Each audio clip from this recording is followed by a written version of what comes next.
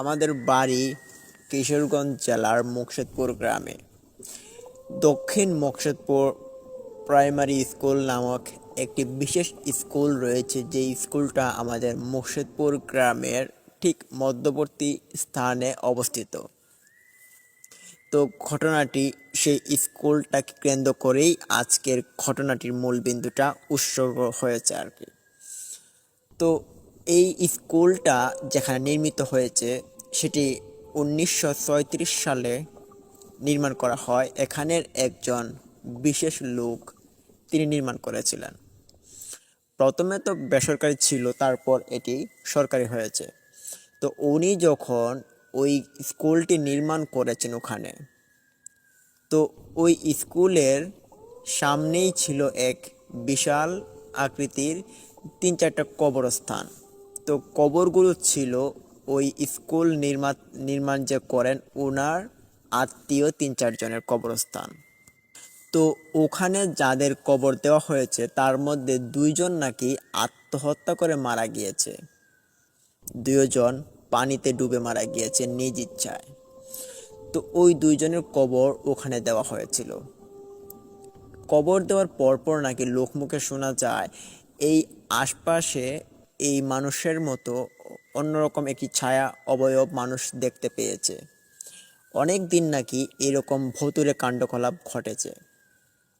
তো যদিও পরবর্তীতে এটা এক সীমান্তে এসে পৌঁছে যায়, তো এটা আর বেশি বাড়াবাড়ি হয়নি।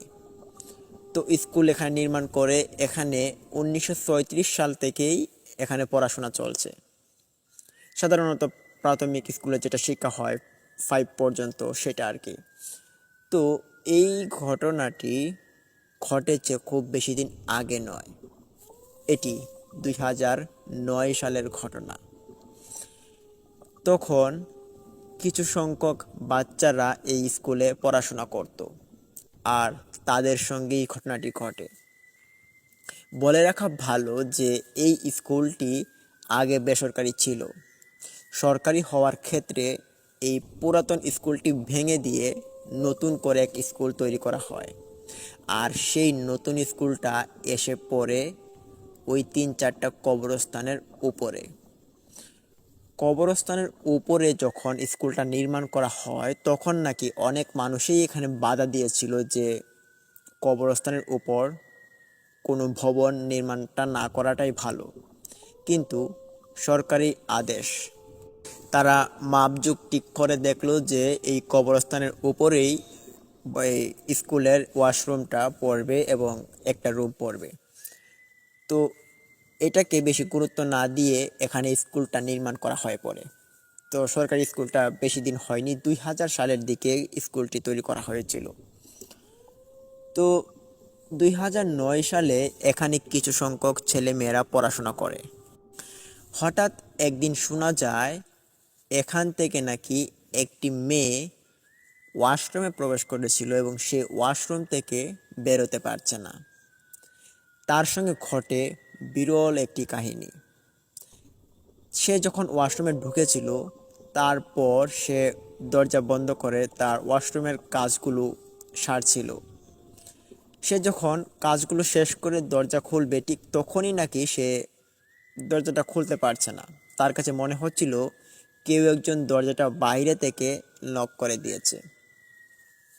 তো সে ওয়াশরুমের ভেতরে চিৎকার শুরু করে দিয়েছে, আর সেই চিৎকার শুনে স্কুলের যত ছাত্রছাত্রীরা ছিল, স্যার ম্যাডাম সবাই তার কাছে যায়, গিয়ে দরজা খোলার চেষ্টা করে। বাইরে থেকেও দরজা খোলা যাচ্ছে না, ভেতর থেকেও দরজা খোলা যাচ্ছে না। এটা একটা মহা মুসিবতের সময়। তো মেয়েটিকে বের করার জন্য অনেক মানুষকে ডাকা হয় বাইরে থেকে। ক্ষেত কামারে যারা কাজ করেছিল তারা এসে এই দরজাটি ভেঙে ফেলে। দরজা ভাঙার পর সবাই দেখতে পারে সেই মেয়েটি ওয়াশরুমের এক কোণে পড়ে আছে এবং তার শরীরে অসংখ্য বাজে কয়েকটি আঁচড়ের দাগ, তারপর 3-4টা আঙুলের ছাপ পাওয়া গিয়েছে। এই ভীতিকর একটি অবস্থা দেখার পর সবাই এখানে ভয় পেয়ে যায় এবং সবাই বলাবলি করতে লাগে যে এই মেয়েটি তো একাই ওয়াশরুমে প্রবেশ করেছিল, তাহলে এই ছোট একটি মেয়ের এরকম অবস্থা কেন হবে? তো মেয়েটির বয়স বেশি একটা ছিল না, 9 কি 10 বছর ছিল। তখন সে 4 কি 5 পড়তো। তো এই মেয়েটি এখন অজ্ঞান হয়ে পড়েছিল। তারপর মেয়েটিকে এখান থেকে তুলে নিয়ে হাসপাতাল নিয়ে যাওয়া হয়। হাসপাতালের ডাক্তাররাও তখন দেখে বলেছিল যে মেয়েটির সঙ্গে খারাপ কিছু ঘটেছে। মেয়েটিকে বাড়িতে নিয়ে আসা হয়। বাড়িতে নিয়ে আসার পর এই মেয়েটির ঘটনা পুরো এলাকায়, পুরো মুকশেদপুর গ্রামে ছড়িয়ে পড়ে। তো গ্রামে একটা ঘটনা ঘটলে কিন্তু পুরো গ্রামে ছড়িয়ে পড়ে, ঠিক তেমনভাবেই এই ঘটনাটা পুরো গ্রামে ছড়িয়ে পড়ে। আর ছড়িয়ে পড়ার সঙ্গে সঙ্গে সবাই শুনতে পায় যে অমুক মেয়ের সঙ্গে এরকম একটি ঘটনা ঘটেছে। আর এই স্কুলে নাকি ঘটেছে। আর স্কুলের যে বাবা মারা ছিলেন, গার্জেনরা ছিলেন বাচ্চা কাচ্চার, তো তারা কি করলেন, ওই স্কুলে 1 সপ্তাহ পর্যন্ত কোনো বাচ্চাকে স্কুলে আর পাঠাননি। তো না পাঠানোরও যথেষ্ট কারণ ছিল, এখানে একটি ভীতিকর ঘটনা ঘটে গিয়েছে। তো 1 সপ্তাহ পর আস্তে আস্তে করে সবাইকে আবারও স্কুলে পাঠানো হচ্ছে। 1 জন 2 জন করে স্কুলটা আবারও আগের মতো পরিপূর্ণ হয়ে আসছে। হঠাৎই একদিন শোনা যায় 2টা বাচ্চা ছেলে ওই ওয়াশরুমে প্রবেশ করেছিল। আর তারা নাকি যখন ওই মোটরের ট্যাপটা ছেড়েছিল পানি পানি বের হওয়ার জন্য আর কি, তো তারা পানি ব্যবহার করবে, এই পানিটা তখন নাকি একটি লাল রক্তবর্ণ পানি ওখান থেকে বেরোতে শুরু করে দেয়। তো ওই 2টা ছেলে রক্তবর্ণ পানি দেখতে পেয়ে তো চিনতেই পারলো, যেহেতু যথেষ্ট বোঝদার ছেলে ছিল তারা। তখন ওই পানিটা, তো গ্রামের বাসা যেটাকে বদনা বলা থাকে আর কি, যে বদনাটা ওয়াশরুমে থাকে, মানুষ পায়খানা করার পর যেটা আর কি নেয়, তো ওই বদনার মধ্যে যে পানিটা নিয়েছিল একটা ছেলে, আরেকটা ছেলে নাকি তখন বাইরে বাইরে দাঁড়িয়ে ছিল। তো সেই ছেলেটা দেখতে পারে এই মোটর থেকে রক্তবর্ণ পানি বেরিয়েছিল।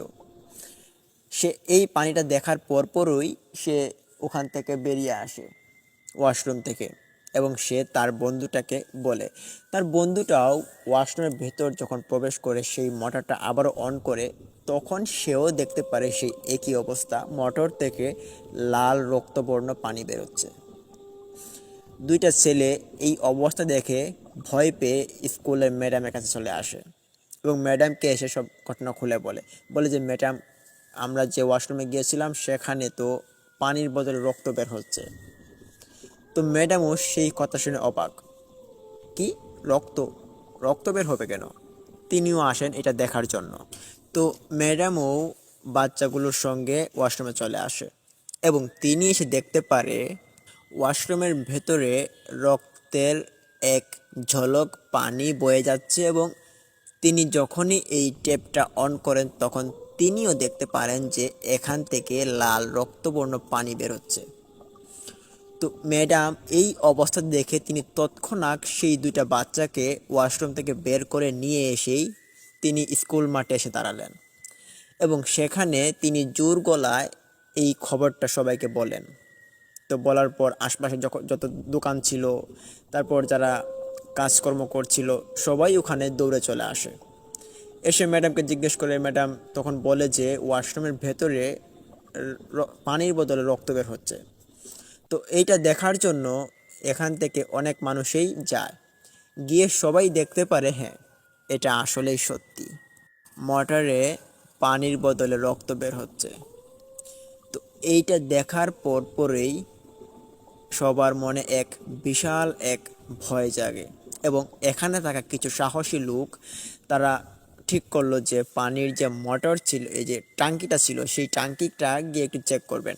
তো এইটা চেক করার জন্য কিছু সাহসী লোকের প্রয়োজন ছিল। তারা হয়তো ভেবেছিল মোটরের ভেতরে কোনো কিছু হয়তো মেরে ফেলে দেওয়া হয়েছে আর সেটা রক্ত হয়তো বের হচ্ছে। তো এইটা চিন্তা ভাবনা করে তারা উপরে গিয়ে ওঠে, যে উপরে যে সারটুকু ছিল সেখানে তারা মই দিয়ে উঠে তারপর মোটরের যে টাঙ্কিটা ছিল সেটার দিকে যখন তারা তাকায়, তখন দেখতে পারে যে মোটরের পানির অবস্থা পুরোটা স্বাভাবিক রয়েছে, এখানে কোনো সমস্যা নেই। কিন্তু মোটরের ট্যাপ থেকে লাল রক্তবর্ণ পানি বের হচ্ছে, এটা কি করে সম্ভব? তো এই বিষয়টা যখন পুরো এলাকাতে জানাজানি হয়, তখন এলাকাবাসী মিলে এই স্কুলটাকে 1 মাসের জন্য স্থগিত রাখার সিদ্ধান্ত নেয়।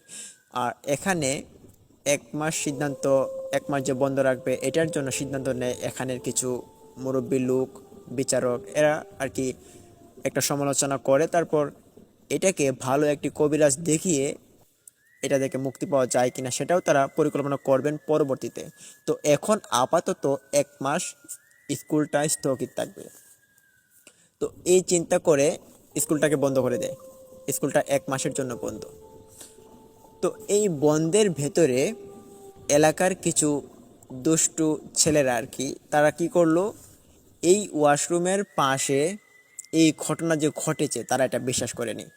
তারা এইটা দেখার জন্য ওয়াশরুমের পেছনে যে জানলাটা থাকে সেই জানলার দিকে তারা কয়েকটা পাথর ছুঁড়ে মেরেছিল। সেখানে দেখতে গিয়ে তারা পাথর ছুঁড়ে মেরেছিল। পাথর ছুঁড়ে মারার পর তারা ওখানে কিছুই দেখতে পায়নি, তারা কিছু ঘটেনি তাদের সঙ্গে, তারা এখান থেকে বাড়ি চলে আসে। তো বাড়ি চলে আসার পর যে 4-5টা ছেলেরা গিয়েছিল, তাদের বয়স ছিল এক একটা 14 কি 15 বছর, সেই রাতে নাকি 4-5টার একই সঙ্গে জ্বর উঠে অনেক অসুস্থ হয়ে পড়ে এই 4-5টা ছেলেরা। তো অসুস্থতায় একে অপরের বাড়িতে পৌঁছায় যে তার বন্ধু অসুস্থ, তার বন্ধু অসুস্থ। তো আগের দিন যে 4-5 জনেই গিয়েছিল ওই ওয়াশরুমে দেখার জন্য যেখানে কি ঘটে, তো এটা কিন্তু তাদের পরিবারের লোকজনরা জানতো। তো তাদের পরিবারের লোকজনরাই সব কিছু বুঝে ফেললো যে তারা এখানে গিয়েছে বিদায় হয়তো তাদের এরকম ঘটনা ঘটেছে, তাদের সঙ্গে এরকম ভূতের ঘটনা, তারপর এই অসুস্থতা তাদের সঙ্গে হয়েছে।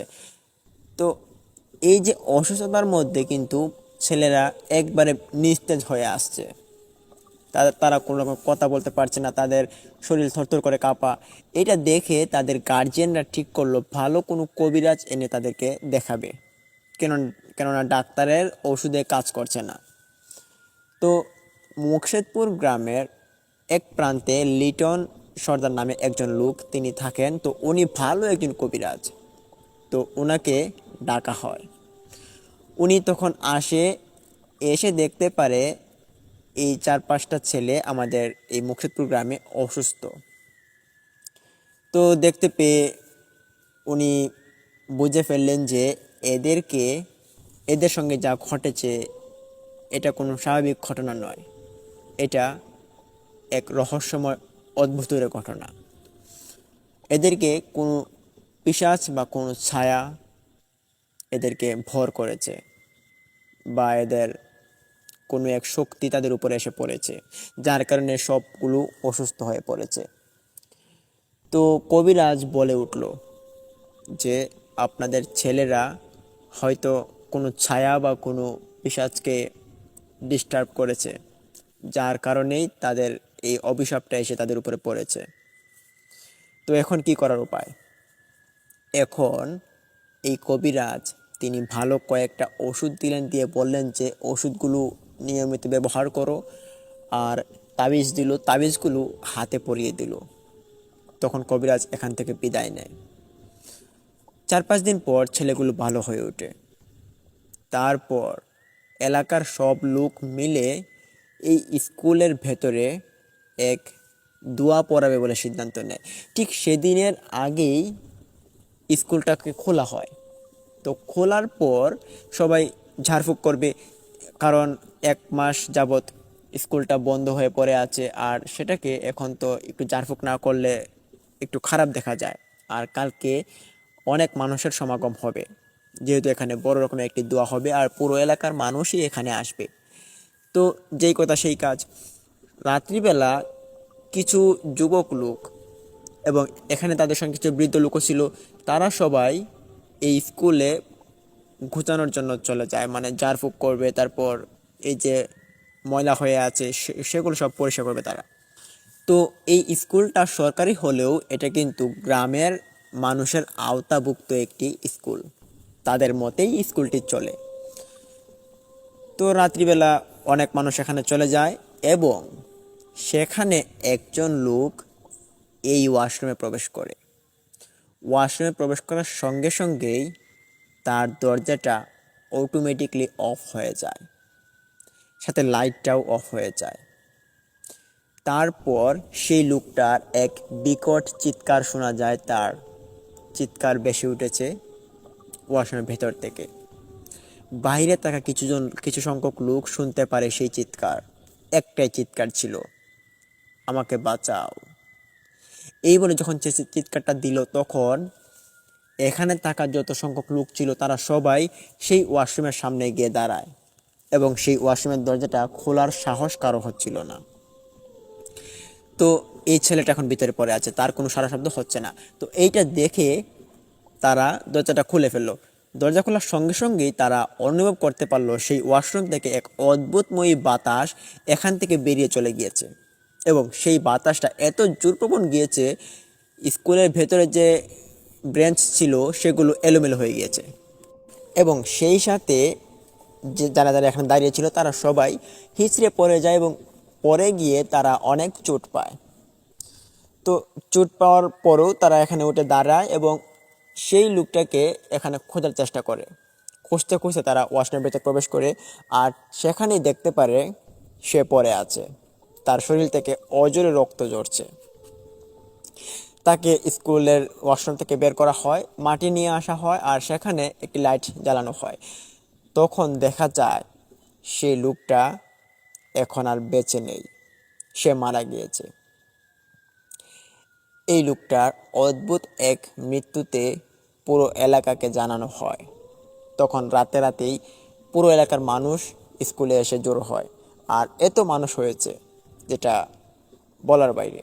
বাইরের এলাকা থেকেও মানুষ এসেছে মৃত্যুর খবর শুনে, আর এটা যে খবরটা, এই খবরটা এই এলাকাসহ আরও আশপাশে যে 8-10টা এলাকা ছিল সবাই খবরটা জানে।